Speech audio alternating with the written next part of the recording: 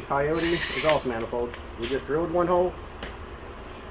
This hole's already drilled. You gotta tap it. Of course, blowing it out after each step. That one is now tapped. We're gonna take the helicoil itself.